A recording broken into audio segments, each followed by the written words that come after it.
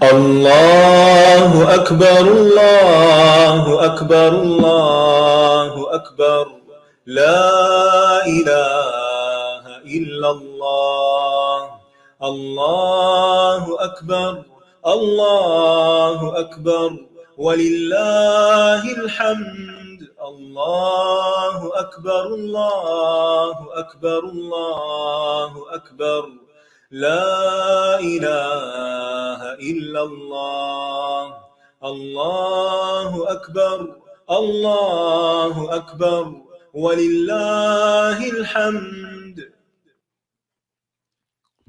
السلام علیکم ورحمۃ اللہ وبرکاتہ.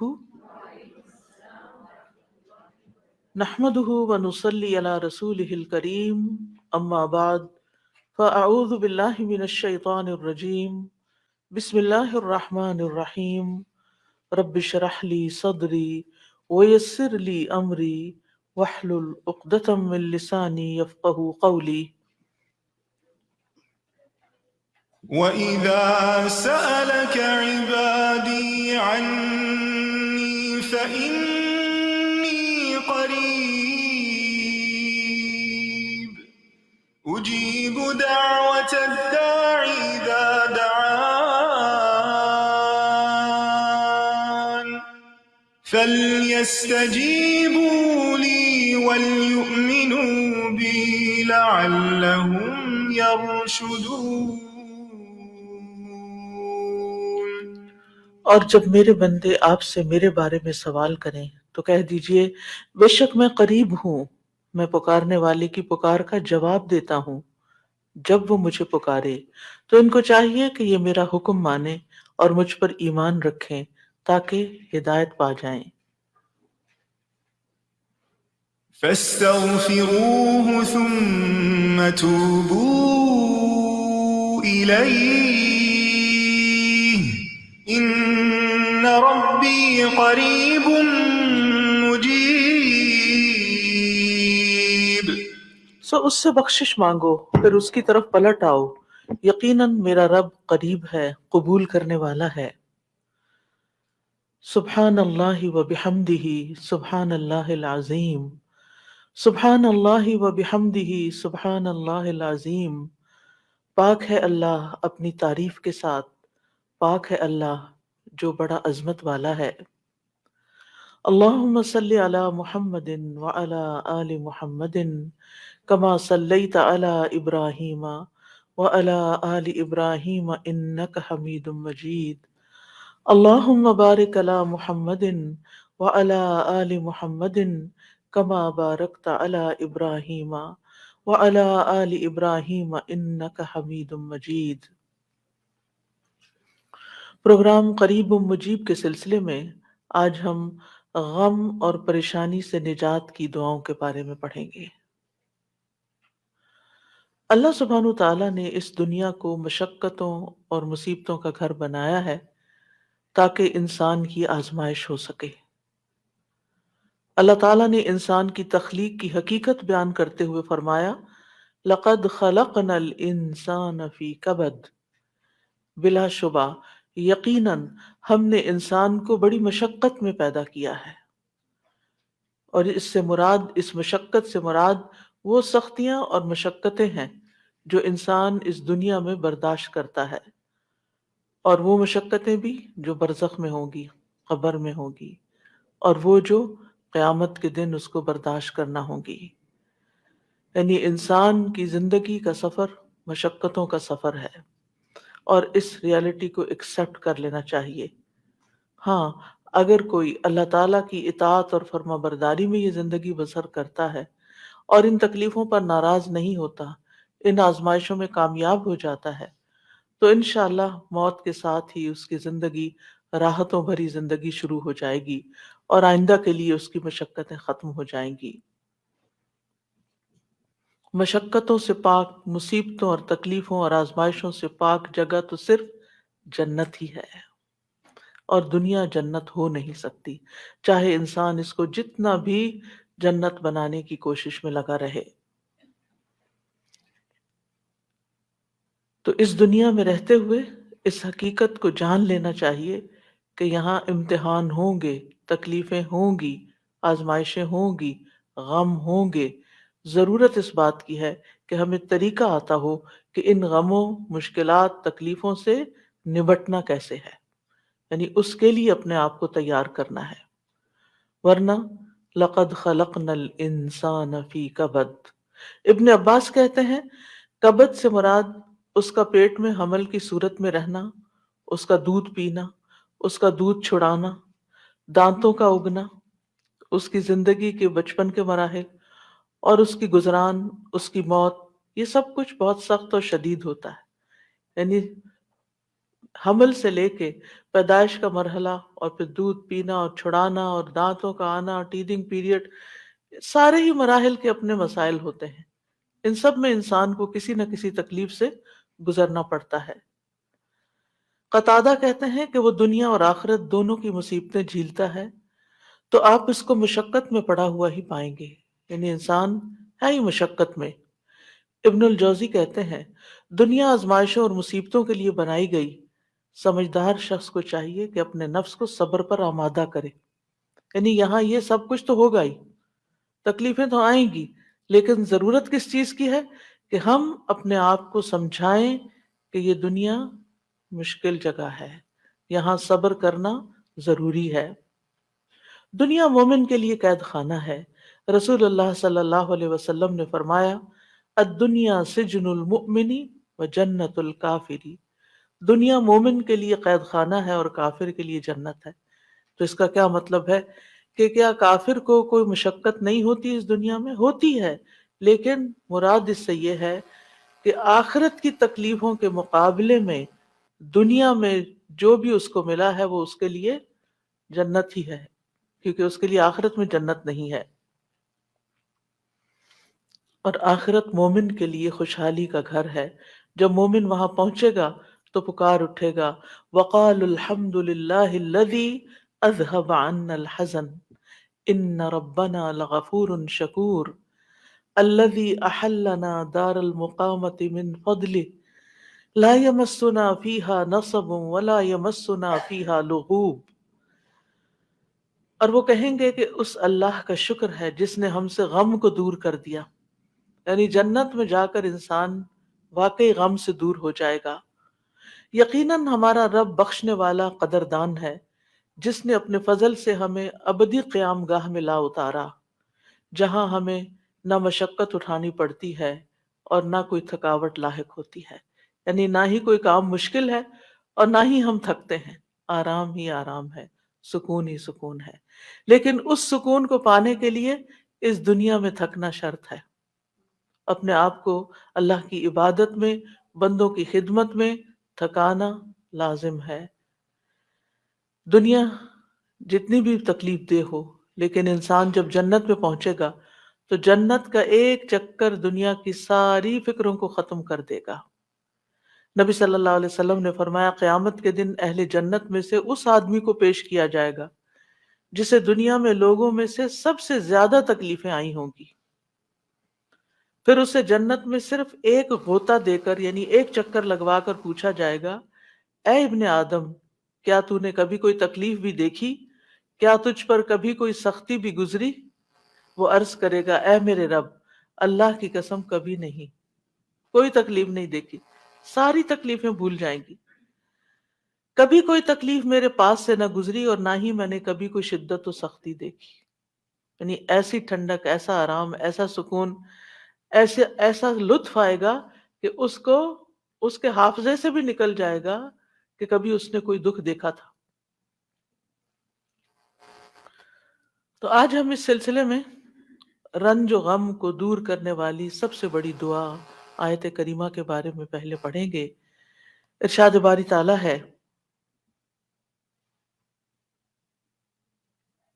وَذَا النُّونِ إِذ ذَّهَبَ مُغَاضِبًا فَظَنَّ أَن لَّن نَّقْدِرَ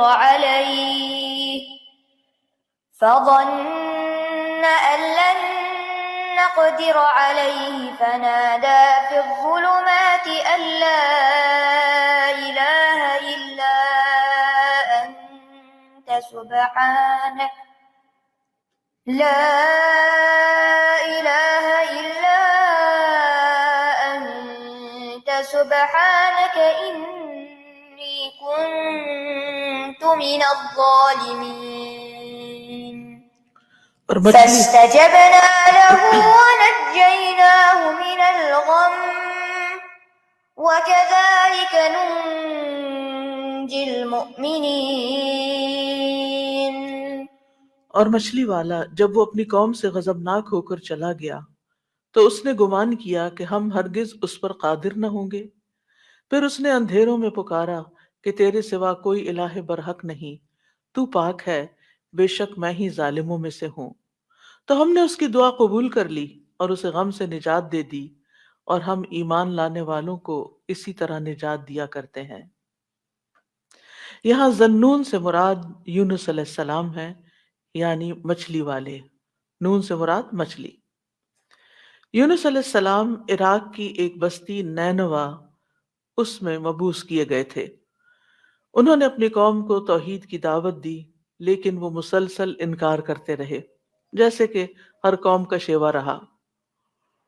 تو آخر ان سے اکتا کر، تنگ آ کر، غصے کی حالت میں ان کے حق میں بد دعا کی اور عذاب کی دھمکی دے کر اللہ کی اجازت کے بغیر انہیں چھوڑ کر نکل پڑے، جس کی انہیں اجازت نہیں تھی، جبکہ منصب رسالت کا تقاضا کیا تھا کہ ان کے کفر اور سرکشی کے باوجود انہی میں رہیں، اور جب تک اللہ تعالیٰ کا حکم نہ آ جائے، جب تک ان کی مدت مہلت پوری نہ ہو جائے، انہیں ہرگز نہ چھوڑا جائے۔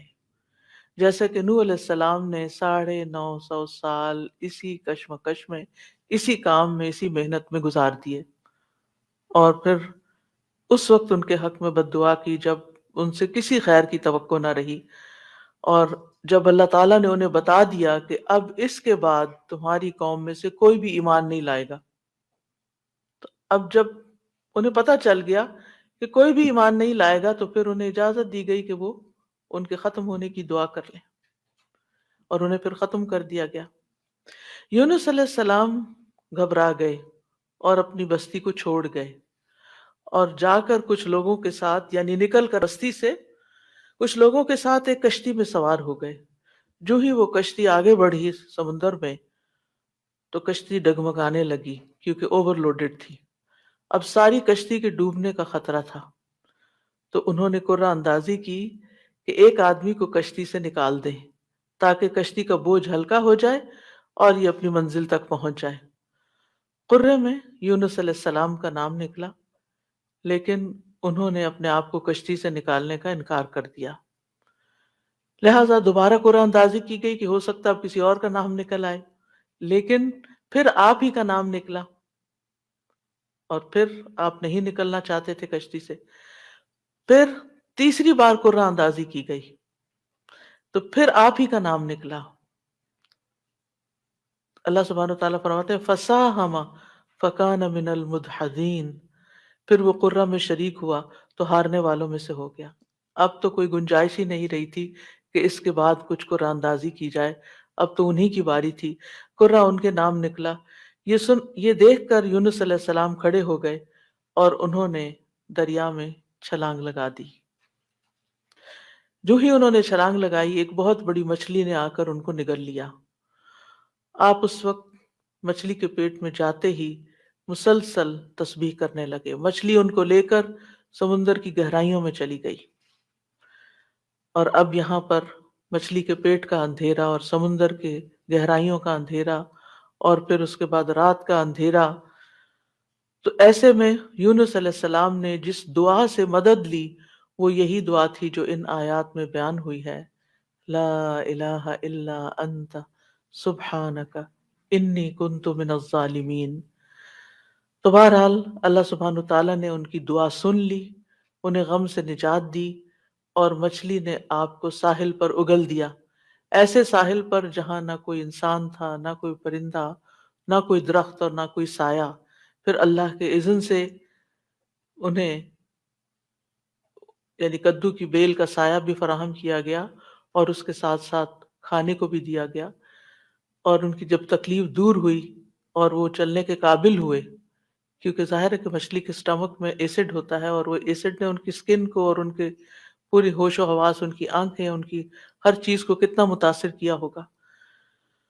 تو جب انہیں ان کے ہوش و حواس بحال ہوئے اور چلنے کی کچھ طاقت ہوئی تو دوبارہ اسی بستی کی طرف بھیجے گئے۔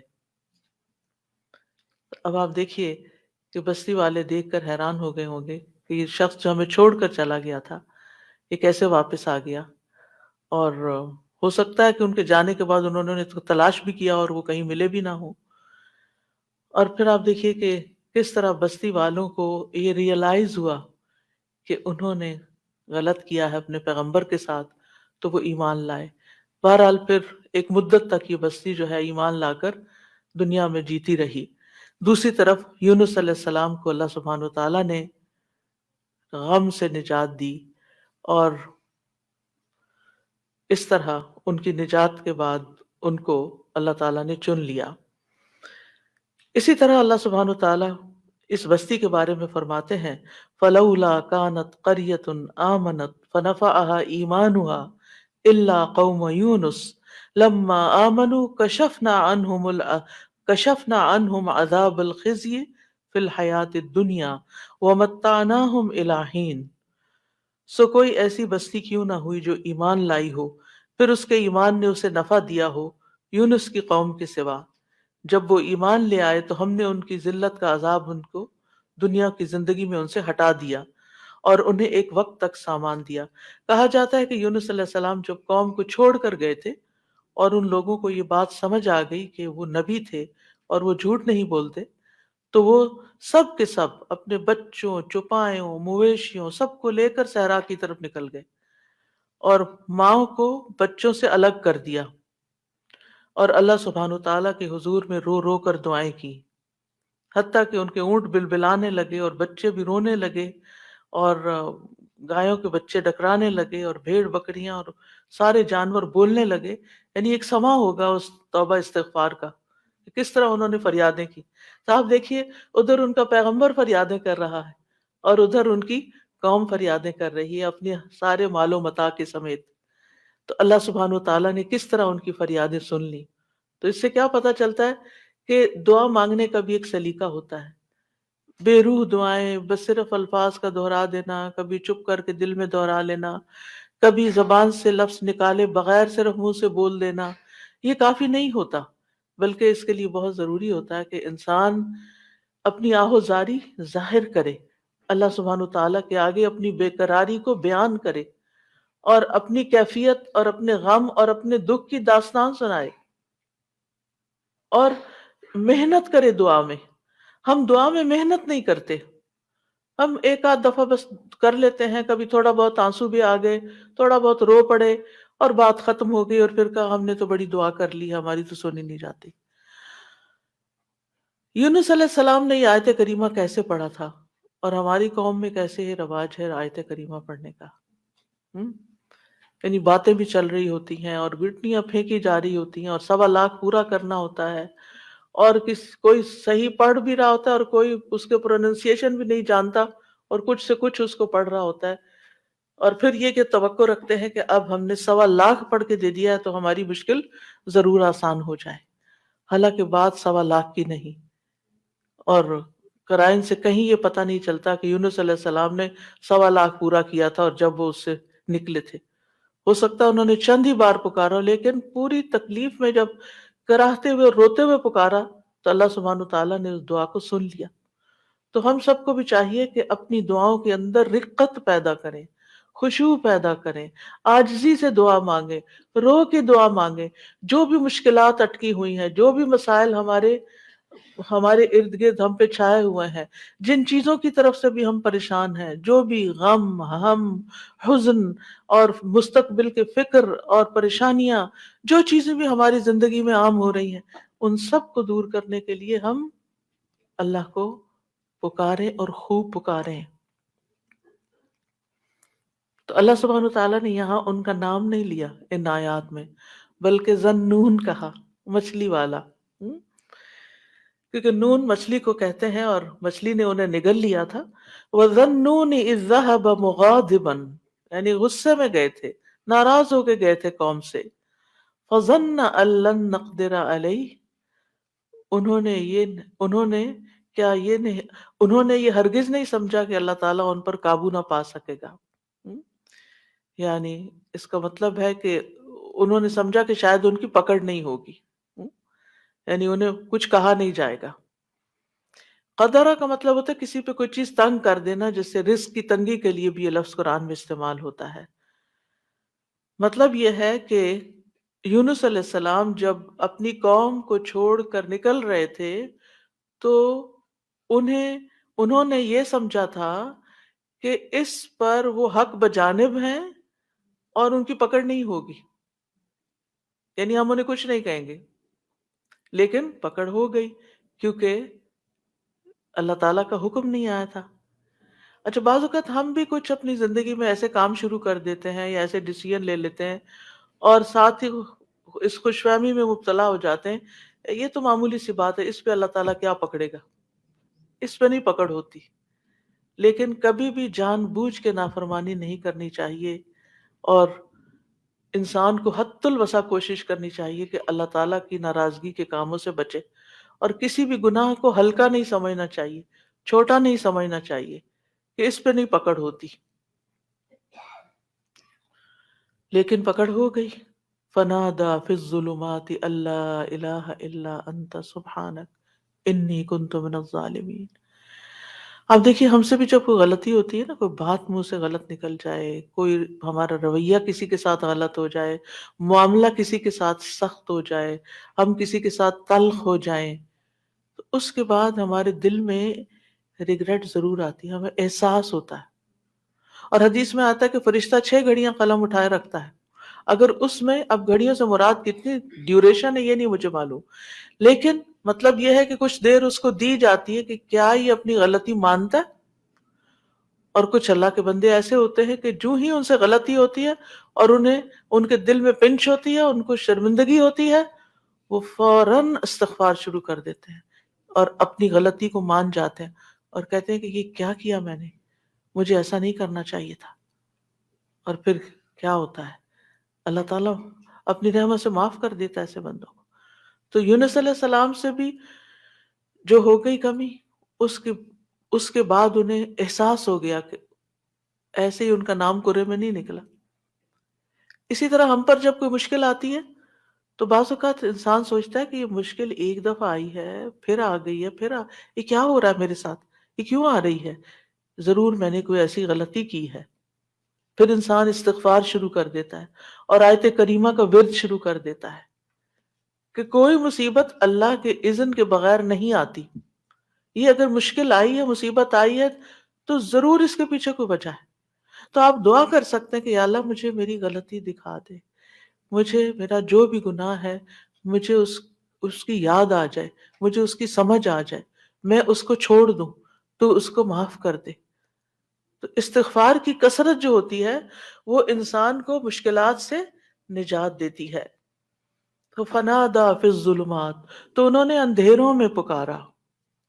کون سے اندھیرے؟ رات کا اندھیرا، سمندر کا اندھیرا، مچھلی کے پیٹ کا اندھیرا اور غموں کا اندھیرا کہ میں کہاں پھنس گیا ہوں، وہاں سے نکلنے کا کوئی راستہ ہی نہیں۔ اب دیکھیے کہ اگر کوئی ڈور بند ہوتا ہے تو انسان دمکاتا ہے، ڈور بجاتا ہے، کوئی آ کے کھول دیتا ہے، دروازہ توڑ دیتا ہے، انسان کچھ نہ کچھ حل نکل آتا ہے۔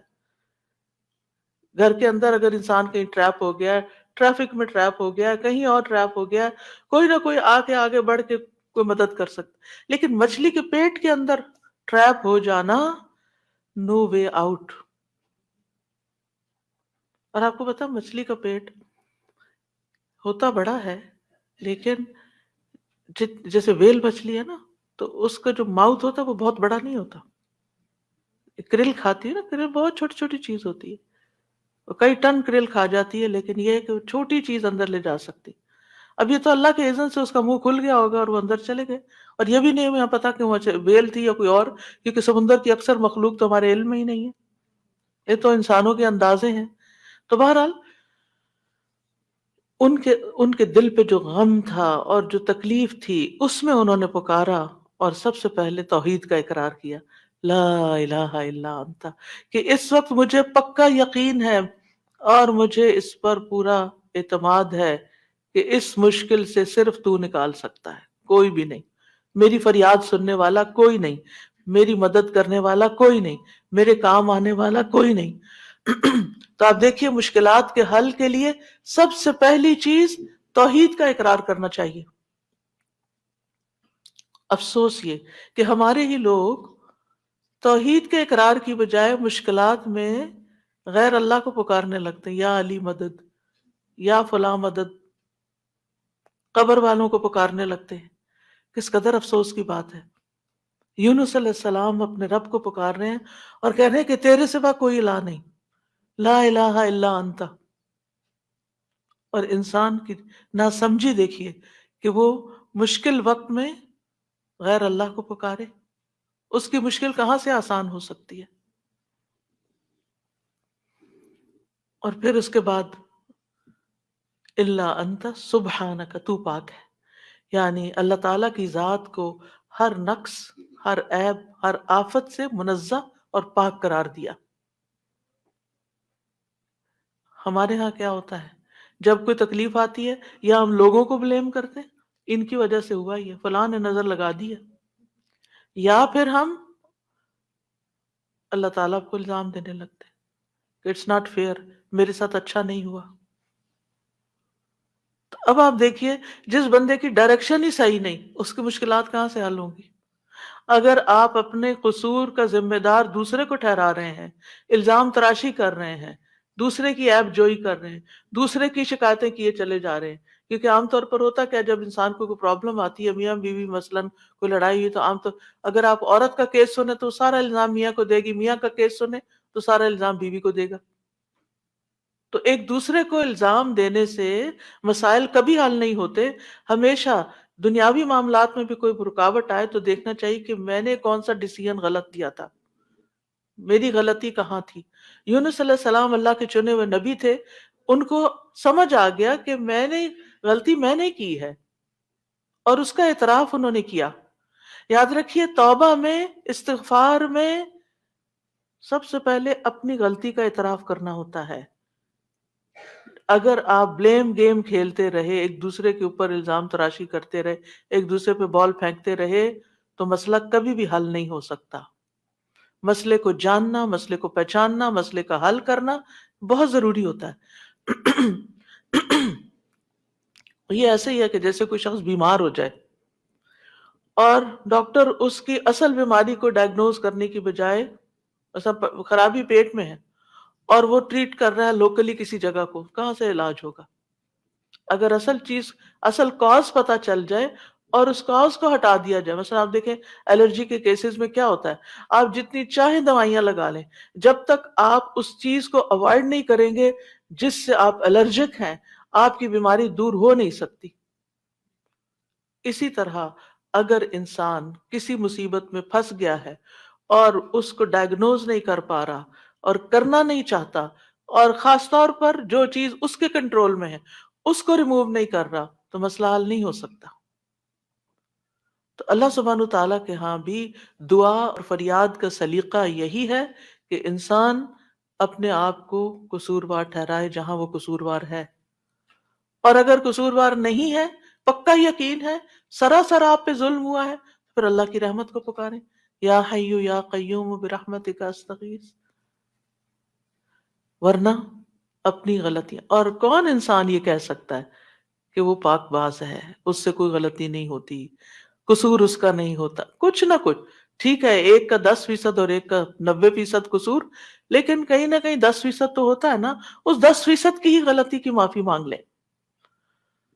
تو اعتراف جو ہے، گناہوں کا اعتراف، وہ انسان کو دنیا کی مشکلات سے بھی اور آخرت کی مشکلات سے اور گناہوں سے نجات دلاتا ہے۔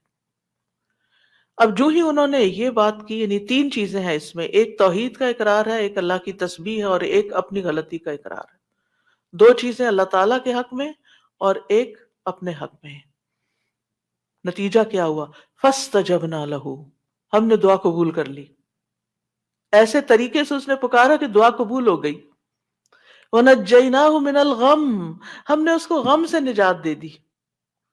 یہ قرآن کے الفاظ ہیں. لہذا جس کے دل پر کوئی بھی غم ہے کسی بھی چیز کا، اولاد کی طرف سے، ازواج کی طرف سے، یا مال کی طرف سے، یا کسی بھی طرح کا کوئی غم، ہم، فکر، پریشانی، اس کو انہی کلمات کو لازم کر لینا چاہیے اور اسی جذبے کے ساتھ پڑھنا چاہیے جس جذبے کے ساتھ یونس علیہ السلام نے پڑھا تھا.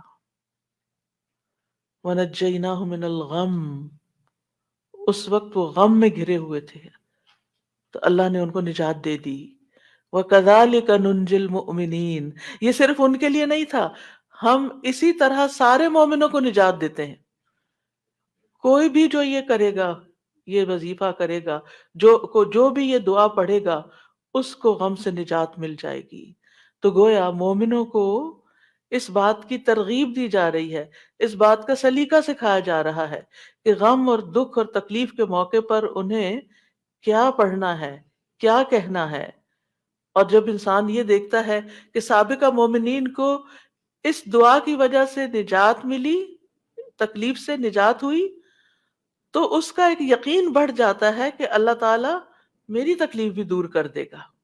اگر وہ رب یونس علیہ السلام کو مچھلی کے پیٹ سے نکال سکتا ہے تو میرا رب مجھے اس مشکل سے کیوں نہیں نکالے گا، کیوں نہیں نکال سکتا، وہ ضرور نکالے گا. تو اس سے خاص طور پر یہ بات پتہ چلتی ہے کہ تحلیل یعنی لا الہ الا اللہ اور تسبیح سبحان اللہ یا سبحانک، یہ ہر غم کو دور کرنے کے لیے مجرب نسخے ہیں. یہ دو چیزیں کرب اور مصیبت سے نجات دلاتی ہیں. تو جو شخص بھی اللہ کی کتاب پر ایمان رکھتا ہے، قرآن مجید کو اللہ کا کلام سمجھتا ہے، اللہ کے وعدے پر بھروسہ کرتا ہے، اللہ کے اس بات کو سچا سمجھتا ہے، تو پھر وہ اسی طریقے پر اس دعا کے ساتھ اپنے رب کو پکارے تو اللہ تعالیٰ اس کی دعا قبول کرے گا اور اس کو غم سے نجات دے گا. اس دعا کی فضیلت کے بارے میں احادیث بھی آتی ہیں. نبی صلی اللہ علیہ وسلم نے فرمایا، ذُنُّون کی دعا جب وہ مچھلی کے پیٹ میں تھے، یعنی لا الہ الا انت سبحانک انی کنت من الظالمین، جب بھی کوئی مسلمان کسی معاملے میں ان الفاظ کے ساتھ اپنے رب سے دعا کرے، وہ دعا اس کے لیے ضرور قبول ہوگی. اللہ سبحانہ تعالیٰ کے بعد نبی صلی اللہ علیہ وسلم نے بھی اس بات کو کنفرم کیا ہے کہ یہ دعا مسائل کا حل ہے. بہت لمبے چوڑے وظیفے پڑھنے کی بھی ضرورت نہیں، لیکن پڑھیں تو کوالٹی کے ساتھ، درد کے ساتھ، تڑپ کے ساتھ، تکرار کے ساتھ، اصرار کے ساتھ، افتقار کے ساتھ، اپنی محتاجی ظاہر کرتے ہوئے، اپنی غلطی کا اعتراف کرتے ہوئے. اسی طرح سلسلہ صحیحہ کی حدیث ہے، رسول اللہ صلی اللہ علیہ وسلم نے فرمایا، کیا میں تمہیں ایسی چیز نہ بتا دوں کہ جب تم میں سے کسی آدمی کو رنج و الم اور دنیا کی آزمائشوں میں سے کوئی آزمائش آئے، دنیا کی آزمائشوں میں سے کوئی آزمائش آئے تو وہ اس دعا کو پڑھے تو اس کی تکلیف دور ہو جائے گی. تو آپ سے کہا گیا کیوں نہیں؟ آپ نے فرمایا وہ مچھلی والے کی دعا ہے، لا الہ الا انت سبحانک انی کنت من الظالمین، کہ جس کو بھی آزمائش آئے وہ یہ دعا پڑھ لے تو اس کی دعا قبول ہو جائے گی، آزمائش ختم ہو جائے گی.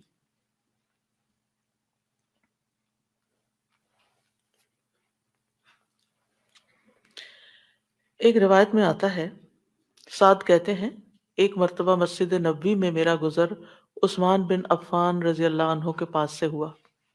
میں نے انہیں سلام کیا، انہوں نے نگاہیں بھر کے مجھے دیکھا لیکن جواب نہیں دیا. میں عمر بن خطاب رضی اللہ عنہ کے پاس آیا، انہیں بھی میں نے 2 مرتبہ سلام کیا. میں نے ان سے کہا، کیا اسلام میں کوئی نئی چیز پیدا ہو گئی ہے؟ دو دفعہ ان سے سلام نہیں کیا، 2 دفعہ سوال کیا. ان سے 2 دفعہ سوال کیا کہ کیا اسلام میں کوئی نئی چیز پیدا ہو گئی ہے؟ انہوں نے کہا نہیں. کیوں، کیا ہوا؟ میں نے کہا میں ابھی مسجد میں عثمان رضی اللہ عنہ کے پاس سے گزرا تھا، میں نے انہیں سلام کیا، انہوں نے نگاہیں بھر کے مجھے دیکھا لیکن جواب نہیں دیا.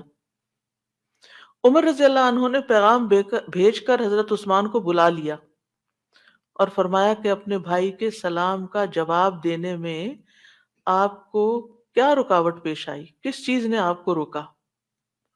عثمان رضی اللہ عنہ نے کہا کہ میں نے تو ایسا نہیں کیا۔ سعد کہتے ہیں میں نے کہا بالکل ایسا ہی کیا ہے۔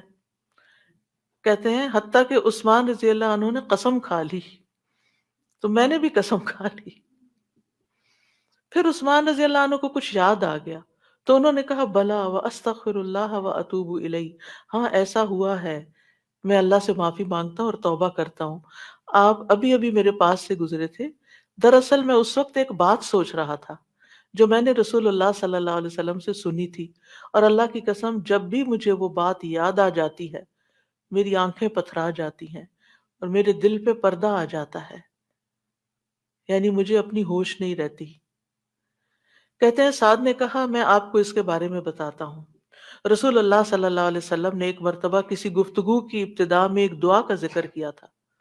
تھوڑی دیر کے بعد ایک دیہاتی آیا، اس نے آپ کو مشغول کر لیا، یہاں تک کہ جب رسول اللہ صلی اللہ علیہ وسلم کھڑے ہوئے تو میں بھی آپ کے پیچھے پیچھے چلا گیا۔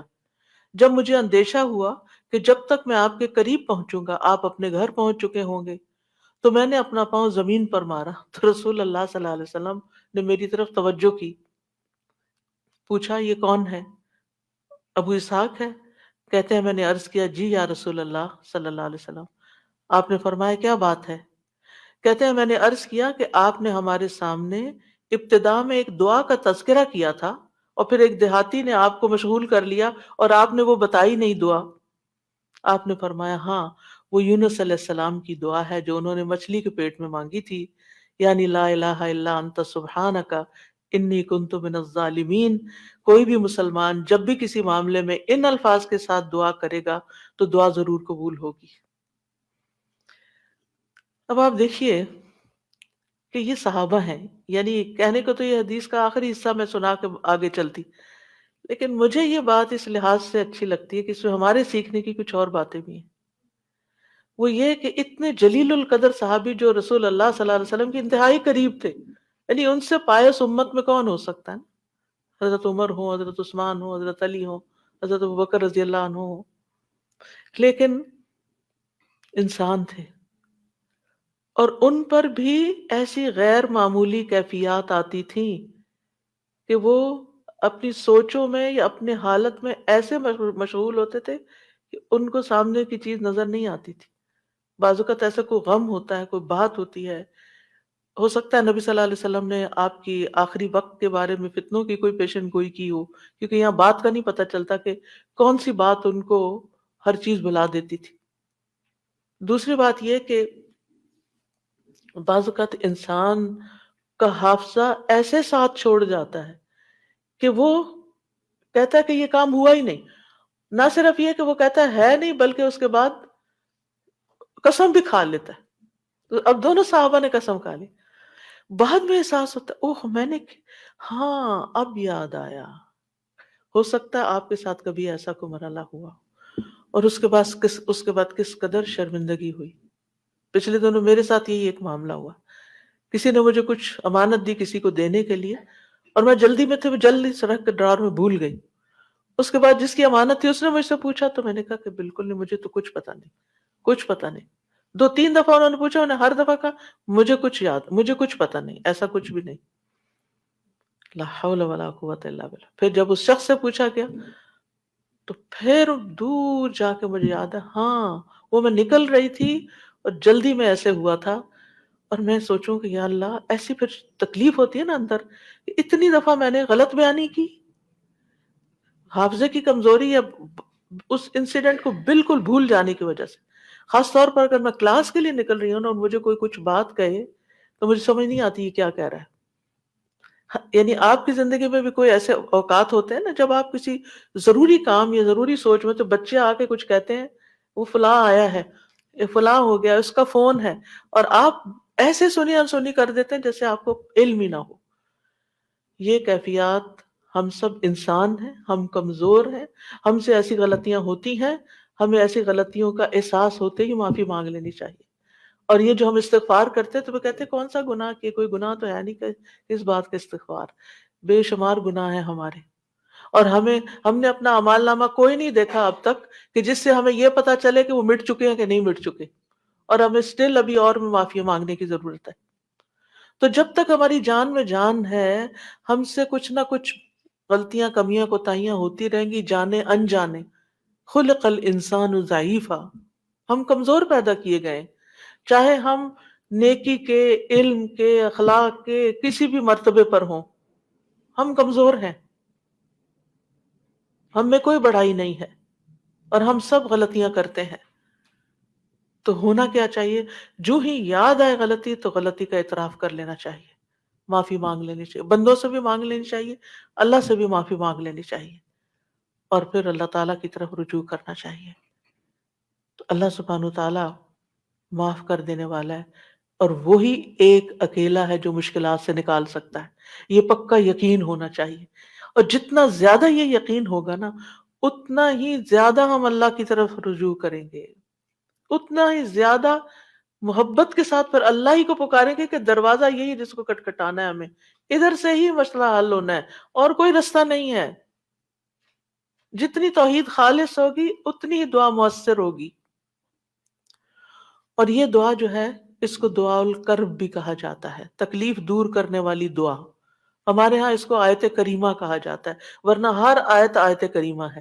کریمہ کا مطلب معزز۔ اور اس کی کوئی گنتی مقرر نہیں ہے، لیکن اگر آپ تکرار سے پڑھیں، 100 دفعہ پڑھ لیں، 20 دفعہ پڑھ لیں، 50 دفعہ پڑھ لیں، ضرور پڑھ لیں، کو وہ منع بھی نہیں ہے، لیکن ایک مخصوص تعداد میں پڑھنے سے ہی مشکل کا حل ہونا، یہ یقین رکھنا، یہ غلط ہے، ایسا نہیں ہونا چاہیے۔ تو اس دعا میں پھر دہرا دیتی ہوں، کیونکہ اصل سبق یہ ہے جو آپ کو سیکھنا ہے، اور دعا تو آپ کو سب کو آتی، پہلے سے بھی پتا ہے، اور یہ حدیثیں بھی سنی ہوئی ہیں۔ جس چیز کو پلے باندھنا، جس چیز کو پکڑ کے رکھنا ہے، وہ کیا چیز ہے کہ جس سے یہ دعا اتنی افیکٹو ہے۔ تو اس میں 4 چیزیں ہیں۔ ایک ہے توحید، دوسرے ہے اللہ کو ہر عیب اور نقص سے پاک قرار دینا، تیسرے اپنے عبودیت کا اقرار کہ میں بندہ ہوں، غلطیوں والا ہوں، اور چوتھے اپنی غلطی اور کوتاہی کو مان جانا، اپنی غلطی کا اعتراف کرنا۔ جس بندے کے اندر یہ 4 چیزیں ہوں گی، جس دعا میں یہ 4 چیزیں آ جائیں گی، انشاءاللہ وہاں مسائل حل ہو جائیں گے۔ اور پھر آپ دیکھیے کہ انسان کا نفس جو ہے نا، ایک دم ذرا سی بھی کوئی اس کو چیز ملے، کچھ حاصل ہو، تو ایک سرکشی کا شکار ہو جاتا ہے، تکبر اور غرور میں آ جاتا ہے۔ تو اپنے آپ کو تکبر اور غرور سے نجات دینا ہے، کیونکہ کچھ لوگوں کا خیال ہوتا ہے کہ I am very important and I can do every thing, اور میں سب کچھ کر سکتا ہوں، اور سیلف ریلائنس ہوں، میں سیلف میڈ ہوں، اور پتہ نہیں کیا کیا اپنے بارے میں جھوٹی توقعات، اور اپنے آپ کو بڑھا چڑھا کے پیش کرنا، اور اپنے آپ کو بڑی چیز سمجھنا۔ یہ چیزیں اللہ تعالیٰ کو پسند نہیں۔ لیکن افسوس یہ کہ یہاں کے کلچر کی وجہ سے یہ چیزیں ہمارے بچوں کے اندر اتنی انسٹل ہو گئی ہیں کہ وہ ایک ایروگنس کے لیول تک بعض اوقات اخلاق پہنچ جاتا ہے، جو کہ انتہائی خطرناک ہے۔ تو بچوں کی تربیت میں یہ ایلیمنٹ یاد رکھیں کہ ان کو کانفیڈنس دیں کہ یو کین ڈو، آپ ٹرائی کرو، آپ کر سکتے ہو، اللہ نے آپ کو یہ اور یہ اور یہ دیا، نعمتوں کو یاد کرائیں، لیکن اس کی ایک لکیر کھینچے، اس سے آگے نہیں جائیں۔ You are not everything, کرنے والا اللہ ہے، انسان صرف اسباب اختیار کرتا ہے، لیکن ساری طاقت لا حول ولا قوت الا باللہ۔ اور پھر یہ کہ اللہ تعالیٰ کی جو خالق کی عظمت ہے اور اس کی جو اہمیت ہے ہماری زندگی میں، اس کا اظہار اور اقرار کرنا، اور اس کو پاک قرار دینا، اور اس سے ظلم کی نفی کرنا کہ آپ ظالم نہیں، میں ظالم ہوں، انی کنت من الظالمین، اور غلطیاں میری ہیں، یہ بہت ضروری ہے۔ جہاں تک غم اور پریشانی کا تعلق ہے زندگی میں، تو یاد رکھیے کہ غمگین رہنا ایمان کی علامت نہیں، ٹھیک ہے؟ یعنی ہر وقت غمگین نہیں رہنا چاہیے، غم ایمان کے مراتب میں سے نہیں۔ ابن قیم رحمہ اللہ کہتے ہیں، جان لیں غم راستے کی رکاوٹوں میں سے ہے، یعنی اللہ کی طرف جانے والا جو راستہ ہے، سالک کہتے ہیں نا جانے والے کو، آپ نے سنا ہوگا لفظ سالک، تو اللہ کی طرف جانے والا جو راستہ ہے، غم اس راستے کی رکاوٹ ہے۔ غم آپ کی ہمت، طاقت، صلاحیت کو کم کرتا ہے، آپ کی عبادت میں رکاوٹ ڈالتا ہے. آپ نماز شروع کر لیتے ہیں، آپ کو پتہ ہی نہیں ہوتا کہ کیا پڑھ رہے ہیں. آپ دعا مانگنے لگتے ہیں، آپ کا دل اڑا ہوا ہوتا ہے، آپ کو سمجھ نہیں آتی آپ کیا بول رہے ہیں. تو غم سے ہمیشہ پناہ مانگے کہ ہم پر غم نہ آئے. وہ کہتے ہیں یہ ایمان کے مراتب اور مقامات میں سے نہیں، اور نہ ہی اللہ کے راستے پر چلنے والوں کی منازل میں سے ہے. یہی وجہ ہے کہ اللہ نے کسی ایک جگہ پر بھی غم کرنے کا حکم نہیں دیا. صبر کا حکم دیا، شکر کا حکم دیا، توکل کا دیا، لیکن غم کرنے کا حکم نہیں دیا کہ غم کرو، غمگین رہو. اور نہ ہی غم کی کہیں تعریف فرمائی ہے، بلکہ غم سے منع کیا ہے. غم مصیبتوں میں سے ایک مصیبت ہے، اور ہمیں دعا کرتے رہنا چاہیے کہ اللہ تعالیٰ اس مصیبت کو ہم سے دور ہی رکھے. یہی وجہ ہے کہ جنتی لوگ جنت میں پہنچ کر کیا کہیں گے؟ الحمدللہ الذی اذہب عنا الحزن. سب تعریفیں اللہ کے لیے ہیں جس نے ہم سے غم دور کر دیا. یعنی جنتی جنت میں جا کر جس چیز سے خوش ہوں گے وہ کیا؟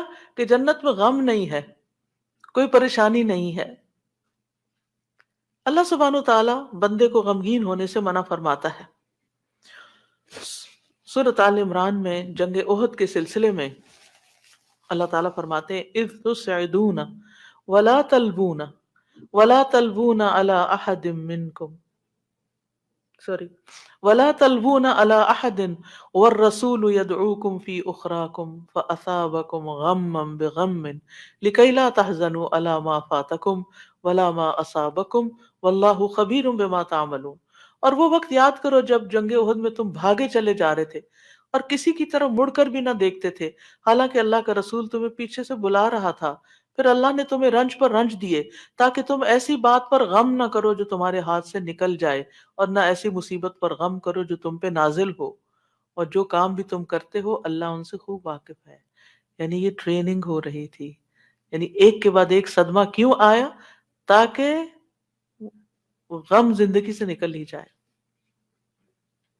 پھر فرمایا وَلَا تَهِنُوا وَلَا تَحْزَنُوا وَأَنْتُمُ الْأَعْلَوْنَ إِن كُنتُم مُؤْمِنِينَ. اتنی تکلیف اٹھا کے، ان کی تفصیل تو میں اب نہیں بتا سکتی وقت کی کمی کی وجہ سے. اور سب سے بڑی تکلیف مسلمانوں کے لیے کیا تھی کہ نبی صلی اللہ علیہ وسلم کا دانت مبارک شہید ہو گیا تھا اور آپ کو چوٹ لگی تھی اور آپ گر پڑے تھے. تو یہ بہت بڑا صدمہ تھا. 70 لوگ شہید ہو چکے تھے، گھر گھر میں آفت آ گئی تھی. لیکن اتنے بڑے صدمے کے بعد اللہ تعالیٰ کا حکم کیا ہے؟ وَلَا تَهِنُوا وَلَا تَحْزَنُوا. غمگین مت رہو، غم نہیں کرو.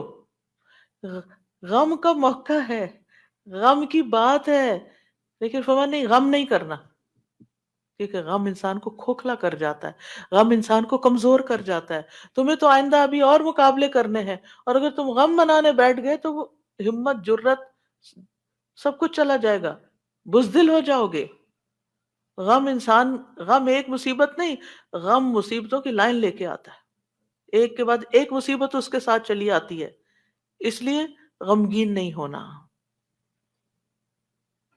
موسیٰ علیہ السلام کی والدہ نے جب موسیٰ علیہ السلام کو چھوڑنا تھا دریا میں، تو اللہ تعالیٰ نے ان کی طرف الہام کیا کہ بچے کو دودھ پلاتی رہو ابھی، پھر جب تجھے اس کے قتل کا خوف ہو تو اسے دریا میں ڈال دینا. اور کیا کرنا؟ وَلَا تَخَافِي وَلَا تَحْزَنِي. نہ خوف کرنا نہ غم کرنا. اللہ اکبر. کوئی بھی ماں جس کا بچہ چھوٹا ہو وہ تو کسی دوسرے کے ہاتھ میں بھی بچے کو دیتے ہوئے خوف اور غم کا شکار ہوتی ہے. خوف کیا ہوتا ہے؟ پتہ نہیں گرا ہی نہ دے بچے کو. اور غم کیا ہوتا ہے کہ جدائی ہو گئی ہے بچے سے، پتہ نہیں یہ کیا سکھا دیں اس کو، پتہ نہیں یہ کیا کیسے پیش آئے اس سے.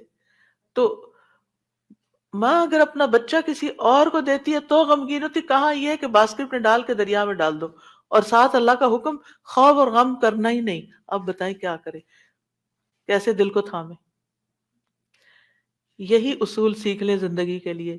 جہاں کہیں غم پاس آئے، کہیں رونا آئے، کہیں دکھی ہوں، اللہ تعالیٰ کا یہ فرمان یاد کر لیں اور ہے بھی عورت کے لیے، لا تخافی ولا تحزنی، اپنے آپ کو خود یاد کرائیں، لا تخافی ولا تحزنی کہتی رہے، ولا تخافی ولا تحزنی، نہ خوف کرو نہ غم کرو، اللہ ہے نا، اللہ مشکل آسان کر دے گا.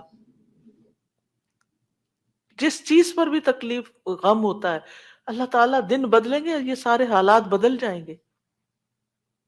آپ دیکھیں اگر اپنی ماضی کو دیکھیں، کتنے ہی واقعات ایسے ہوئے جن پہ آپ بے حد غمگین ہوئے، پھر ابھی کیوں نہیں ہو رہے؟ تو گزر گیا نا. تو اگر اس وقت بھی تھوڑا کنٹرول کر لیتے تو اچھا ہی تھا. تو دل کے اندر، کیونکہ یہ جو سٹریس ہوتا ہے نا، اور یہ غم اور خوف کا مجموعہ سٹریس پھر بن جاتا ہے. اور یہ جو سٹریس ہوتا ہے نا، یہ انسان کو بیمار کر دیتا ہے، کمزور کر، فزیکلی بھی کمزور کرتا ہے، ایمانی اعتبار سے بھی کمزور کرتا ہے، روحانی اعتبار سے کمزور کرتا ہے. انسان کا دل کمزور ہو جاتا ہے، چھوٹی سی بات سنتا ہے تو اس کے حواس باختہ ہو جاتے ہیں، کسی بھی چیز کا مقابلہ نہیں کر پاتا. تو اللہ سبحانہ وتعالیٰ نے ان کو کہا غم نہ کرو، بے شک ہم اسے تیرے پاس واپس لانے والے ہیں، واپس تمہارے پاس آئے گا. اور آپ اپنا بچہ کسی کو بھی دیتے ہیں تو واپس آپ ہی کے پاس آتا ہے، اور اسے رسولوں میں سے بنانے والے، اللہ یہ کہ اللہ اپنے پاس بلا لے، پھر تو اللہ کا، ہم سے زیادہ اللہ کا ہے نا. انا للہ و انا الیہ راجعون. نبی صلی اللہ علیہ وسلم نے غار ثور میں کیا کیا تھا؟ اذ ہما فی الغار اذ یقول لصاحبہ لا تحزن، غم نہیں کرنا، ان اللہ معنا. کس طرح بے یار و مددگار انسان ایک ایسی جگہ پر ہو جہاں ساری قوم دشمن بنی ہوئی ہو اور پھر بھی غم نہ کرے، سارے ساتھ چھوڑ دیں، الٹا مخالفت کریں، جان کے دشمن بن، پھر بھی غم نہیں کرو، غم نہیں کرو. اور حضرت ابوبکر تو نبی صلی اللہ علیہ وسلم کے لیے غمگین ہو رہے تھے نا. ابن قیم کہتے ہیں 4 چیزیں جسم کو برباد کر دیتی ہیں: پریشانی، غم، بھوک اور بیداری. پریشانی اور غم پختہ عزم کو کمزور کر دیتے ہیں اور دل میں کمزوری پیدا کر دیتے ہیں، اور بندے اور اس کے کاموں میں محنت کرنے کے درمیان رکاوٹ بن جاتے ہیں جو کام اس کے لیے مفید ہوتے ہیں. یعنی آپ پروڈکٹیو نہیں رہتے، اور یہ سفر کا راستہ کاٹ دیتے ہیں. یعنی جو اللہ کی طرف جانے کا راستہ ہوتا ہے نا، اسے کاٹ دیتے ہیں اور اس کو پسپائی کی طرف الٹا کر دیتے ہیں، یا رکاوٹ بن کر اس کو سفر سے دور کر دیتے ہیں، سفر سے روک دیتے ہیں. یعنی وہ اللہ کی طرف جانا ہی بند کر دیتا ہے. یعنی ایک شخص اچھا بھلا کچھ سیکھ رہا ہوتا ہے، کلاسز جوائن کی بھی ہوتی ہے، کوئی کام کر رہا ہوتا ہے، یا کسی بات سے غمگین ہو جاتا ہے، جانا ہی چھوڑ دیتا. بھی کیوں نہیں آ رہے؟ بس ڈپریشن کا شکار ہے، کہیں جانے کو دل نہیں کرتا. آپ اچھا بھلا ایک کام کر رہے تھے، آپ بیکار ہو کے بیٹھ گئے، کیا یہ نقصان نہیں ہے؟ اور اس غم کی حالت میں انسان کی عقل ایسی ماری جاتی کہ اس کو اپنا نقصان بھی نہیں سمجھ آتا، کہیں میں اپنا ہی نقصان کر رہا ہوں، اپنے آپ کو کھا رہا ہوں. غم کیا ہے؟ خود کو کھانا. تو خود کو کھانے سے تو مسئلہ حل نہیں ہوگا، مسئلہ تو جہاں ہے وہیں ہے، وہ تو اللہ نے دور کرنا ہے. اس سارے کیفیت کو، اس احساس کو، اس شدت کو دعاؤں میں لگا دیں، دعاؤں میں کنورٹ کر دیں. امام ابن قیم کہتے ہیں یا اس کے علم سے رکاوٹ بن جاتے، علم کے لیے رکاوٹ بن جاتا ہے غم. تو یہ چیزیں سفر پر جانے والے کی پشت پہ بہت بھاری بوجھ ہیں. پریشانی، غم، بھوک اور بیداری. یعنی جو صحیح نیند نہیں لیتا رات کی، جو صحیح فوڈ نہیں لیتا، یعنی اپنی ضرورت کی غذا نہیں لیتا، اور جو غم اور پریشانی کا شکار رہتا ہے، وہ شخص کسی کام کا نہیں رہتا، بیکار، نکما. اور آپ دیکھیں جب انسان بیکار ہوتا ہے نا، جو کوئی کام کا نہیں ہوتا، کسی کی خدمت اور مدد میں نہیں ہوتا، وہ تنہا ہو جاتا ہے، اس کی کوئی قدر و قیمت نہیں رہتی، کوئی اس کو لک فارورڈ نہیں کرتا، کوئی اس سے محبت نہیں کرتا. بیکار انسان اپنی قدر گنوا دیتا ہے. وہ کہتے ہیں نا، پنجابی کا محاورہ ہے، چم نہیں کم پیارا. چم کا مطلب ہوتا ہے چمڑا، سکن. یعنی اگر آپ کی سکن بڑی گلو کر رہی ہے تو وہ کسی کو اچھی نہیں لگے گی. آپ جتنا چاہیں میک اپ لگا کے خوبصورت بن کے آ جائیں، لیکن اگر آپ کام کے بندے ہیں نا، کسی کے آپ کام کرتے ہیں، آپ پروڈکٹیو ہیں، آپ کسی کے مددگار ہیں، تو ہر کوئی آپ سے پیار کرے گا. یہ ایک اصول، ایک فطرت کی بات ہے. چاہے اپنے بچے ہی کیوں نہ ہو، اگر وہ بیکار رہنے کے عادی ہو گئے ہیں تو آپ دن رات ان پہ غصہ کرتے ہیں کہ تم سست ہو، تم بیکار ہو، تم کسی کام کے نہیں ہو. تو اس لیے، اور اس کو بیکار کس چیز نے کیا؟ فکر، پریشانی، غم، دکھ، تکلیف، ان چیزوں نے. تو ان کا علاج کرنا ہوگا. ابراہیم بن ادہم کہتے ہیں غم دو طرح کے ہوتے ہیں، ایک غم تمہارے حق میں ہے اور ایک غم تمہارے خلاف ہے. پس وہ غم جو تمہارے حق میں ہے وہ آخرت کے بارے میں غم کرنا ہے. سارے غموں کو ایک میں ڈھال لے، اور وہ ہے آخرت کا غم کہ وہاں میرا کیا ہوگا، کیا میں جنت میں جا سکوں گی یا نہیں. وہ کہتے ہیں کہ ایک غم تمہارے حق میں ہے، وہ آخرت کے بارے میں غم کرنا اور اس کی خیر و برکات کے بارے میں غم کرنا ہے. اور وہ غم جو تمہارے خلاف ہے وہ دنیا اور اس کی زینت کے بارے میں غم کرنا ہے. دنیا کے فائدوں کے بارے میں غم کرنا کہ کوئی چیز چلی گئی.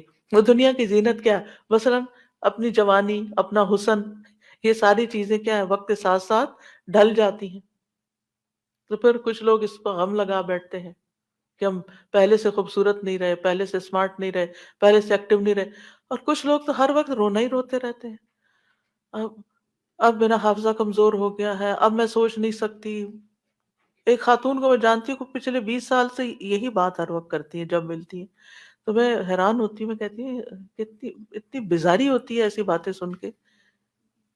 کیونکہ جب آپ ایسی باتیں کرتے رہتے ہیں نا تو اس سے آپ دوسروں کو بیزار کرتے ہیں اور اپنی قدر کھوتے ہیں کہ اچھا اب یہ بندہ بیکار ہو گیا ہے، اب یہ کام کا نہیں رہا، چھوڑو اس کو. ہم کیا چاہتے ہیں؟ ہمدردی لینا دوسرے سے. یہ کہہ کے کہ میں کمزور ہوں، بیمار ہوں، ہم سمجھتے ہیں دوسرے ہمدردی کریں. ایک دن کریں گے، 2 دن کریں گے، پھر کیا ہوگا؟ ہر وقت تھوڑی کریں گے. ہر وقت ہائے ہائے کرتے رہنے سے آپ دوسروں کو بیزار کرتے ہیں. المؤمن القوی خیر واحب الی اللہ من المؤمن الضعیف. قوی مومن، طاقتور مومن بہتر ہے، اچھا ہے، خیر ہے، اور اللہ کو زیادہ پیارا ہے کمزور مومن سے. اب آپ اللہ کے پیارے بننا چاہتے ہیں یا نہیں؟ بننا چاہتے ہیں تو بہادر ہو جائیں، ہوشیار ہو جائیں، غموں کا رونا اتار پھینکیں. پھر آپ دیکھیے ابن قیم کہتے ہیں جب انسان صبح کرے اور شام کرے اور اس کی صرف ایک ہی فکر ہو اور وہ ہے اللہ سبحانہ تعالیٰ کے ساتھ رابطہ جوڑنا، تو ایسے انسان کی تمام ضرورتوں کو اللہ اپنے ذمے لے لیتا ہے. ساری ضرورتیں. یعنی آپ اللہ تعالیٰ کے ساتھ کنیکٹ کرتے رہیں اور لوگوں کو بھی اللہ سے کنیکٹ کریں. آپ کے کام اللہ کے ذمہ، اور اللہ تعالیٰ اس سے ہر پریشان کرنے والے کام کا ضامن ہو جاتا ہے. سبحان اللہ، کتنی بڑی بات ہے. اور اس کے دل کو اپنی محبت کے لیے، اس کے زبان کو اپنے ذکر کے لیے اور اس کے اعضاء کو اپنی اطاعت کے لیے فارغ کر دیتا ہے. لیکن اگر وہ صبح شام اس حال میں کرے کہ دنیا ہی اس کی پریشانی ہو، کہ دنیا ہی اس کی پریشانی، دنیا کی کوئی چیز اس کی پریشانی بنی ہوئی ہے، کوئی انسان ہے، کوئی کام ہے، کوئی چیز ہے، تو اللہ اس پر دنیا کے غم، پریشانیاں اور تکلیفیں لاد دیتا ہے. ایک پریشانی ہے نا، ایک اور آ جائے گی، ایک اور آ جائے گی، اور آ جائے گی، کٹھی ہو جائیں گی. اس کو اس کے نفس کے حوالے کر دیتا ہے. تو اللہ اس کے دل کو اپنی محبت سے ہٹا کر مخلوق کی محبت میں مشغول کر دیتا ہے. یہ بھی ایک سزا ہوتی ہے کہ انسان انسانوں کی محبت کا قیدی ہو جاتا ہے. ان کی خوشی سے انسان خوش، ان کے غم سے انسان غمگین. اس کی اپنی کوئی زندگی نہیں، اس کے اپنے پاس خوش ہونے کے لیے کوئی چیز ہی نہیں، اور اس کی زبان کو اپنے ذکر سے ہٹا کر لوگوں کے ذکر کے ساتھ مشغول کر دیتا ہے. پھر وہ لوگوں کی باتیں کرتا رہتا ہے. وہی کتنی تکلیف دہ بات ہوتی کہ یعنی کتنی بیزاری ہوتی ہے نا جب لوگ لوگوں کی کوئی خراب باتیں آپ سے کریں، کسی کے عیب کھول لیں آپ کے سامنے، کسی کی غیبت کریں، کسی کے الزام تراشی کریں، یا اپنی لڑائی جھگڑوں کو اس طرح ذکر کریں. تو یہ کوئی خوشگوار گفتگو تو نہیں ہوتی. تو یہ بھی ایک سزا کی ایک قسم ہوتی ہے کہ ہر وقت انسان اس قسم کی باتیں کرتا رہے اور اس کے اعضاء کو اپنی اطاعت سے ہٹا کر لوگوں کے کاموں میں مشغول کر دیتا ہے۔ انبیاء کا خاص وصف یہ تھا کہ وہ آخرت کو ہر وقت یاد رکھتے تھے اور ہر معاملے کو اسی کو پیش نظر رکھ کے نبھاتے تھے۔ ان کے بارے میں آتا ہے انا اخلصناہم بخالصۃ ذکر الدار، بے شک ہم نے انہیں ایک خاص صفت کے ساتھ چن لیا جو اصل گھر کی یاد ہے، یعنی وہ آخرت کو یاد کرتے رہتے ہیں، ان کا غم آخرت کے بارے میں ہے۔ سورۃ الانبیاء میں ہی آتا ہے انہم کانوا یسارعون فی الخیرات ویدعوننا رغبا ورہبا وکانوا لنا خاشعین، یقیناً وہ نیکیوں میں جلدی کرتے تھے اور ہمیں رغبت اور خوف سے پکارتے تھے اور ہمارے لیے عاجزی کرتے تھے۔ سفیان ثوری کہتے ہیں وَكَانُوا لَنَا خَاشِعِينَ کے بارے میں کہ غم ان کے دلوں میں پھیل کر ان کو پگلانے والا ہوتا ہے، یعنی اللہ کے حضور جھکانے کے لیے۔ آخرت کا غم انہیں اللہ کی طرف مائل کرتا ہے، کیونکہ مالک یوم الدین بھی تو وہی ہے نا، فیصلہ بھی قیامت کے دن اسی کے ہاتھ میں ہے۔ لہذا فکر اس بات کی ہونی چاہیے کہ وہ ہمارے حق میں کیسے فیصلہ کرے گا۔ اللہ کرے کہ رحمت والا معاملہ فرمائے۔ صحابہ بھی آخرت کا غم ہی لگائے رکھتے تھے۔ عبد الرحمن بن عوف کے پاس کھانا لایا گیا، وہ روزے سے تھے۔ انہوں نے کہا مصعب بن عمیر شہید کیے گئے، وہ مجھ سے بہتر تھے، انہیں جس چادر کا کفن دیا گیا اس سے ان کا سر چھپاتے تو پاؤں نکل آتے، پاؤں چھپاتے تو سر کھل جاتا، پھر ہمارے لیے دنیا کشادہ کر دی گئی، ہمیں تو یہ ڈر ہے کہ کہیں ہماری نیکیوں کا بدلہ ہمیں اس دنیا میں ہی نہ مل جائے۔ اور پھر آپ رو پڑے، کھانا بھی چھوڑ دیا۔ حسن بصری کا حال یہ تھا کہ جب بھی ان سے ملاقات ہوتی ایسا لگتا کہ ابھی کوئی مصیبت آئی، یعنی آخرت کی فکر اتنی کرتے تھے۔ نظر کہتے ہیں میں عمر بن عبدالعزیز کے پاس گیا تو وہ رونے کے قریب تھے، ہمیشہ آہیں بھرتے رہتے تھے، گویا ساری مخلوق کا غم انہی کو ہے، حالانکہ ان کو آخرت کی فکر ہوتی تھی۔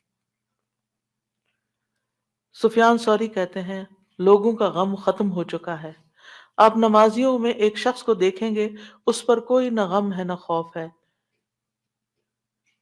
وہ کہتے ہیں پہلے ایک آدمی نماز پڑھتا تھا، پھر آپ اس کو دیکھتے کہ بیٹھا ہوا ہے اور اس کی نماز اس کو غم میں بھڑکا دیتی، یعنی اس کو رونا آتا نماز میں آخرت کی یاد کی وجہ سے۔ آج اگر ہمیں نماز میں رونا آتا بھی ہے تو کس وجہ سے آتا ہے؟ ہم سب اپنا جائزہ لیں، ہر کوئی اپنا اپنا۔ پچھلے ایک مہینے کے اندر سوچئے میں کتنی بار روئی ہوں اور کیوں روئی ہوں، دنیا کے غم میں روئی ہوں یا آخرت کے غم میں روئی ہوں۔ ہم کیوں روتے ہیں؟ اس نے مجھے ہرٹ کر دیا، یہ مسئلہ آ گیا، فلاں آ گیا۔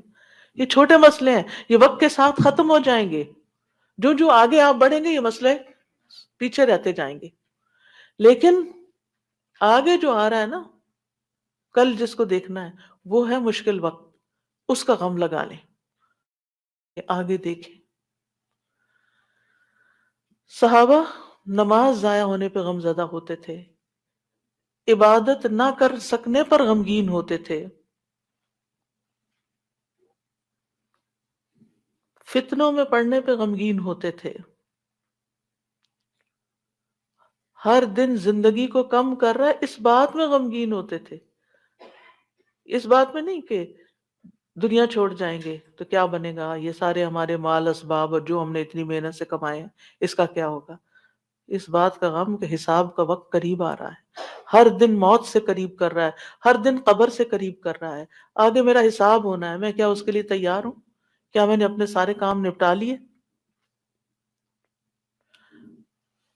تو بات یہ ہے کہ رنج و غم زندگی کا حصہ ہے، لیکن دنیا کا غم نیچے آ جانا چاہیے اور آخرت کا غم اوپر آ جانا چاہیے، یہ ہم نے کرنا ہے۔ اور دنیا کے غموں سے بچنے کے لیے سب سے پہلے توحید کا یقین، اللہ کی طرف رغبت، تقدیر پر یقین کہ جو تکلیفیں آ رہی ہیں نا یہ تقدیر کا حصہ ہیں، ان کو ایکسپٹ کر لیا جائے۔ اب ایسا ہونا تو ہو گیا نا، اب جو نئی زندگی ہے اس میں ایڈجسٹ کیا جائے، اللہ سے اچھا گمان رکھا جائے،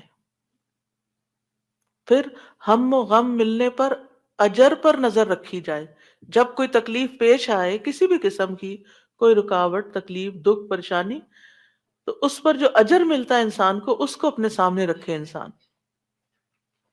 حدیث میں آتا ہے رسول اللہ صلی اللہ علیہ وسلم نے فرمایا کسی مومن آدمی کو جب بھی کوئی تکلیف یا کوئی بیماری یا رنج، یہاں تک کہ اگر اسے کوئی فکر ہو تو اس کے گناہوں کا کفارہ ہو جاتا ہے. یہاں تک ایک اور روایت میں آتا ہے یہاں تک کہ جو چوٹ اسے لگتی ہے یا کوئی کانٹا چبھتا ہے وہ بھی اس کے گناہوں کا کفارہ ہوتا ہے.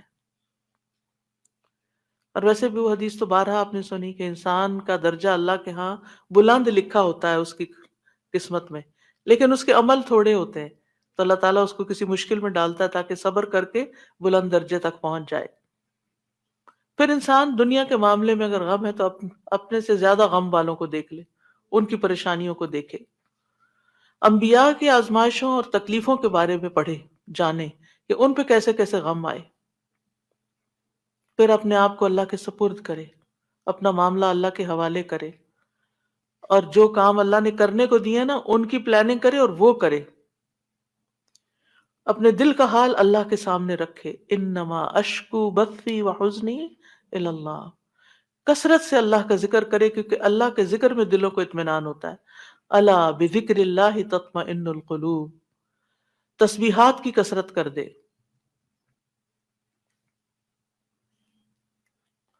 نبی صلی اللہ علیہ وسلم نے فرمایا جو اپنے مال کو خرچ کرنے سے بچائے، دشمن سے مقابلہ کرنے سے ڈرے، رات سے خوف کھائے کہ وہ اس کو پریشان کرتی ہے، تو وہ اس قول کی کثرت کر دے سبحان اللہ والحمد للہ ولا الہ الا اللہ واللہ اکبر. اور اگر ولا حول ولا قوت الا باللہ بھی پڑھ لے تو اس کا اپنا فائدہ ہے الگ سے. پھر یہ کہ اپنے فرائض اور اپنی ذمہ داریوں کو پورا کرے انسان. بہت دفعہ انسان کی بیکاری اس کو غمگین کرتی ہے، کرنے کا کوئی کام نہیں ہے، فارغ ہے، کوئی مقصد نہیں زندگی میں، کوئی منزل نہیں، کچھ اچیو کرنے کو نہیں، دن آتا ہے چلا جاتا ہے. تو یہ چیزیں بھی انسان کو پریشان رکھتی ہیں. جب آپ کی گول سیٹنگ ہوگی ہر روز کی، صبح سویرے اٹھتے ہی اور ارلی مارننگ کام شروع کر دیں گے تو پریشانیاں بھاگ جائیں گی، ان کو آپ کے پاس آنے کا وقت نہیں ملے گا کیونکہ آپ مصروف ہیں، آپ ان کو ٹائم نہیں دیں گے کیونکہ آپ کے پاس اور کام ہے. لیکن جب آپ فارغ ہوتے ہیں تو وہ آ جاتی ہیں آپ کا دل اڑانے. پھر نماز سے مدد حاصل کرنا، وَاسْتَعِينُوا بِالصَّبْرِ وَالصَّلَاةِ. انبیاء گھبراہٹ میں نماز کی طرف لپکتے تھے، اور جو نماز چھوڑ دیتا ہے اللہ کی مدد اس سے چھٹ جاتی.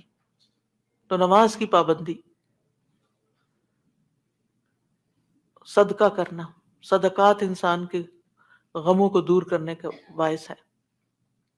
اللہ تعالیٰ فرماتے ہیں الذین ينفقون اموالهم فی سبیل اللہ سرا وعلانیۃ باللیل والنہار سرا وعلانیہ فلہم اجرہم عند ربہم ولا خوف علیہم ولا هم یحزنون. جو لوگ دن رات کھلے چھپے اپنا مال خرچ کرتے ہیں انہیں اپنے رب سے اس کا اجر ضرور مل جائے گا. ایسے لوگوں کو نہ کچھ خوف ہوگا نہ وہ غمگین ہوں گے. پھر اسی طرح دین پر استقامت غم اور خوف کو دور کرتی ہے. دین کے کاموں میں جمے رہیں. ان الذین قالوا ربنا اللہ ثم استقاموا فلا خوف علیہم ولا هم یحزنون. یقیناً وہ لوگ جنہوں نے کہا کہ اللہ ہمارا رب ہے، پھر اس پر خوب قائم رہے، ان پر نہ کوئی خوف ہوگا نہ وہ غمگین ہوں گے. پھر حالات سے کمپرومائز کرنا، حالات سے راضی رہنا. جیسے ابراہیم علیہ السلام حضرت سارہ کو، حضرت ہاجر کو جب چھوڑ گئے وہاں مکہ کی وادی میں، تو وہ پریشان ہوئی کہ میں اکیلی، میرا بچہ اکیلا، ہم یہاں کیا کریں گے، نہ کھانا نہ پینا نہ کچھ. تو وہ دوڑتی ہوئی حضرت ابراہیم کے پیچھے آئیں. جب وہ واپس جا رہے تھے تو ان سے پوچھا اللہ ہمارا کب بہذا، اللہ نے آپ کو اس کا حکم دیا کہ ہمیں یہاں اکیلے چھوڑ جائیں؟ تو ابراہیم علیہ السلام نے اس بات میں سر ہلایا، کہنے لگی پھر اللہ تعالیٰ ہمیں تنہا نہیں چھوڑے گا، اگر اللہ کا حکم ہے نا وہ ٹیک کیئر کر لے گا. ایسے ہی بندہ مومن کہتا ہے اگر یہ اللہ کا فیصلہ ہے نا تو وہ میری ٹیک کیئر کر لے گا، مجھے فکر کرنے کی ضرورت نہیں ہے. زبان سے رب کی رضا کے کلمات ہمیشہ ادا کریں. کاش اور افسوس ہو گیا اس کے الفاظ نہیں استعمال کریں. یہ کہیں جو اللہ کی مرضی، جو تقدیر میں لکھا تھا وہ ہوا. اچھے کاموں میں مصروف ہوں، خدمت خلق میں مصروف ہوں. رسول اللہ صلی اللہ علیہ وسلم نے فرمایا وہ لوگ اللہ تعالیٰ کو زیادہ محبوب ہیں جو دوسروں کے لیے زیادہ فائدہ مند ہوں، اور اللہ عز و جل کے ہاں سب سے پسندیدہ اعمال یہ ہیں مسلمان کا اپنے بھائی کو خوش کر دینا. آپ خود غمگین بھی ہیں، دکھی بھی ہیں، دوسروں کو خوش کرنا شروع کر دیں، آپ بھی خوش ہو جائیں گے. کیونکہ خوشی کنٹیجیس ہوتی ہے، خوشی پھیلانے سے پھیلتی ہے. اس سے کوئی تکلیف دور کر دینا، یعنی اوروں کی تکلیف دور کریں، اللہ آپ کی دور کر دے گا. اس کا قرضہ چکانا، اسے کھانا کھلانا، اور مجھے کسی بھائی کی ضرورت پوری کرنے کے لیے اس کے ساتھ چلنا اس مسجد نبوی میں 1 مہینہ اعتکاف کرنے سے زیادہ محبوب ہے. اور جس نے اپنے غصے کو روک لیا اللہ اس کی خامیوں پر پردہ ڈال دے گا، اور جو اپنے غصے کو نافذ کرنے کے باوجود کی سخت کے باوجود پی گیا اللہ اس کے دل کو قیامت کے دن امیدوں سے بھر دے گا. اور جو اپنے بھائی کے ساتھ اس کی ضرورت پوری کرنے کے لیے چلا اللہ تعالیٰ اس کو اس دن ثابت قدم رکھے گا جس دن قدم ڈگمگا جائیں گے. اور بد اخلاقی اعمال کو یوں تباہ کرتی ہے جیسے سرکہ شہد میں بگاڑ پیدا کر دیتا ہے. یعنی شہد میں اگر سرکہ ڈال دیں تو سرکے کا ٹیسٹ غالب آ جائے گا، شہد کا پیچھے چلا جائے گا. پھر اسی طرح اپنی فوڈ پر بھی نظر رکھیں. کھانا پینا بھی انسان کے اندر، اس کے اندر جو کیمیکل امبیلنسز ہوتے ہیں، ہارمونل چینجز اثر انداز ہوتا ہے. لہذا غم کے موقع پر تلبینہ کھلانا جو ہے غمگین شخص کو وہ فائدہ دیتا ہے.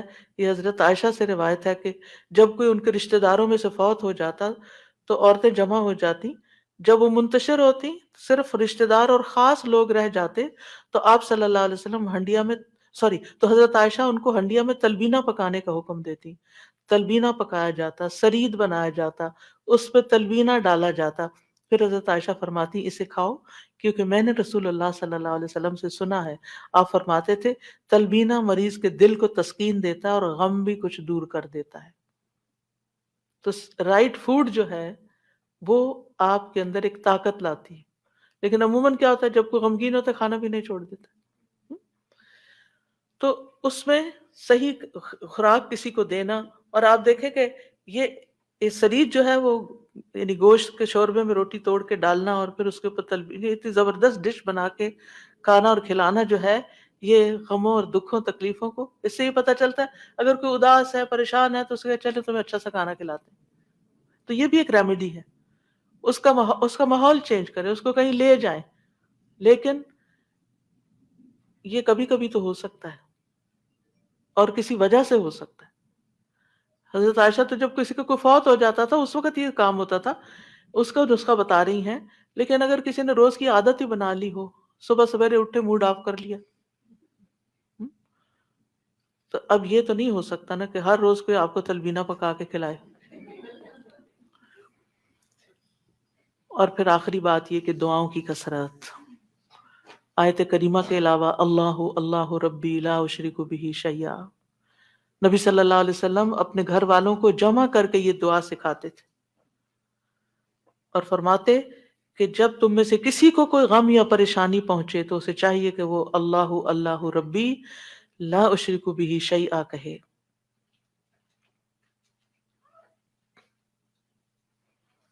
اللہ اللہ لفظ کی تکرار ہے کیونکہ اس سے آپ 2 دفعہ جب آپ اللہ اللہ کہتے ہیں آپ کا دل ہلکا ہوتا ہے.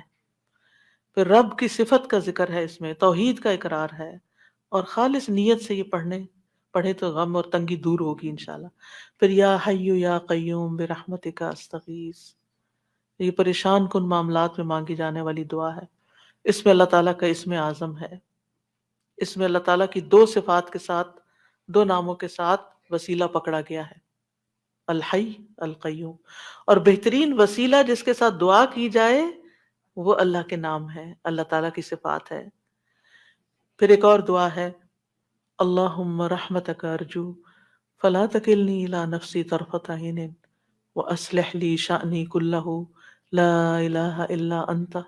اے اللہ میں تیری رحمت کا امیدوار ہوں، تو مجھے آنکھ جھپکنے تک کے لیے میرے نفس کے حوالے نہ کرنا اور میرے سارے معاملات درست فرما دے. تیرے سوا کوئی معبود نہیں۔ یہ مصیبت زدہ کی دعا ہے۔ رسول اللہ صلی اللہ علیہ وسلم نے فرمایا دعوات المکروبی، پریشان حال کی دعا، اور اس میں خاص طور پر اللہ کی رحمت کا ذکر ہے کہ اللہ میں تیری رحمت کی امید کرتی ہوں، اور جہاں تک میرا نفس تو بڑا کمزور ہے، مجھے اس کے حوالے نہ کرنا ورنہ میں تو پڑ جاؤں گی، اور ایک لمحے کے لیے بھی نہیں۔ اب دیکھیے بعض اوقات آپ نے ایکسپیرینس کیا ہوگا، یہ میں اپنے پرسنل ایکسپیرینس سے بات کر رہی ہوں، ایک لمحے کے لیے کوئی خیال آ جاتا ہے کسی بھی چیز کا، کوئی ایسی پریشان کن چیز، آپ کا سارا جو سکون ہے وہ برباد ہو کے رہ جاتا ہے۔ تو میں سب سوچتی ہوں کہ یہ شیطان تھا جس نے وار کیا ہے تاکہ اس بندے کا جو اطمینان قلب اور سکون اور خشوع اور سب برباد ہو، یعنی وہ ایسے تیر چلاتا ہے جیسے۔ فوراً یہ دعا پڑھے۔ تو نبی صلی اللہ علیہ وسلم تکلیف آنے پر یہ دعا پڑھتے لا الہ الا اللہ العظیم الحلیم، لا الہ الا اللہ العظیم الحلیم، لا الہ الا اللہ رب العرش العظیم، لا الہ الا اللہ رب السماوات ورب الارض ورب العرش الکریم۔ اس میں اللہ سبحانہ وتعالیٰ کے نام کے علاوہ العظیم اور الحلیم اور رب العرش العظیم اور رب العرش الکریم کی اور رب السماوات والارض کی بات کی گئی ہے، یعنی اللہ تعالیٰ کی صفات کو بیان کیا گیا ہے، اور پھر توحید کا اقرار ہے۔ توحید کا اقرار غموں کو دور کرنے کا باعث ہے کہ میرے لیے اللہ کافی ہے، حسبی اللہ و نعم الوکیل، اللہ کافی ہے میرے لیے۔ پھر اللہم انی اعوذ بک من الہم والحزن والعجز والکسل والبخل والجبن وضلع الدین وغلبۃ الرجال۔ اے اللہ میں تیری پناہ میں آتا ہوں دکھ، غم، عاجزی، سستی، بخل، بزدلی، قرضداری کے بوجھ اور لوگوں کے اپنے اوپر غلبے سے۔ نبی صلی اللہ علیہ وسلم سفر میں کثرت سے یہ دعا پڑھتے کیونکہ سفر میں یہ ساری چیزیں آ جاتی ہیں نا اکٹھی ہو کے۔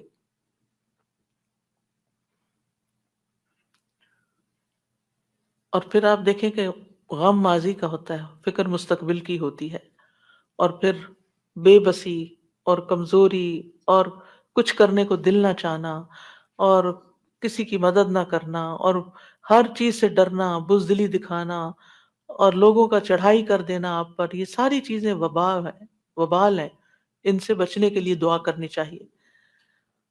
اور پھر اگر مستقل طور پر دل پریشان رہتا ہے تو اللہم انی عبدک وابن عبدک وابن امتک ناصیتی بیدک ماض فی حکمک عدل فی قضاؤک اسألک بکل اسم هو لک سمیت به نفسک او انزلتہ فی کتابک او علمتہ احدا من خلقک او استأثرت به فی علم الغیب عندک ان تجعل القرآن ربیع قلبی ونور بصری وجلاء حزنی وذہاب ہمی وغمی۔ اس کے لیے وعدہ ہے کہ جو یہ پڑھے گا اللہ سبحانہ تعالیٰ اس کے غم کو خوشی میں بدل دے گا۔ یہ دعا ایک چھوٹے کارڈ کی شکل میں چھپی ہوئی ہے، اگر آپ کو یاد نہیں تو کسی بھی جگہ پر یہ کارڈ لے جا کر چپکا دیں، اور جب دل پریشان ہو جا کے کھڑے ہو کے اس کو پڑھ لیں تاکہ آپ کو زبانی یاد ہو جائے۔ اسی طرح یہ چھوٹا کارڈ ہے جس میں یہ ساری دعائیں موجود ہیں، اپنے پرس کے اندر رکھیں، جب دل پریشان ہو تو ان کو آپ پڑھ سکتے ہیں، انگلش ٹرانسلیشن کے ساتھ بھی ہیں۔ پھر اسی طرح یہ لا تقنطوا من رحمت اللہ کا کارڈ ہے، لا الہ الا اللہ کا اور تسبیحات کی فضیلت کا عربی اور انگلش میں کارڈ ہے، یہ آپ کے پاس ہونے چاہیے تاکہ ایسی کیفیات میں فوراً آپ اللہ کی طرف رجوع کریں۔ دعائیں یاد نہیں رہتی تو دیکھ کے بھی پڑھ سکتے ہیں، اور اللہ سبحانہ تعالی ہم سب کے غم، دکھ، پریشانیوں کو دور فرمائے۔ وآخر دعوانا ان الحمد للہ رب العالمین۔ اور درود شریف کی کثرت بھی غموں کو دور کرتی ہے۔ السلام علیکم ورحمۃ اللہ وبرکاتہ۔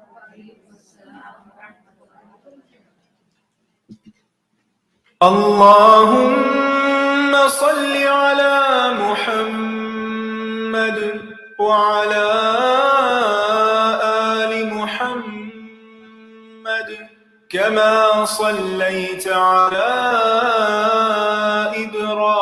إبراهيم وعلى آل إبراهيم إنك حميد اللهم بارك على محمد وعلى آل محمد كما باركت على إبراهيم وعلى آل إبراهيم إنك حميد مجيد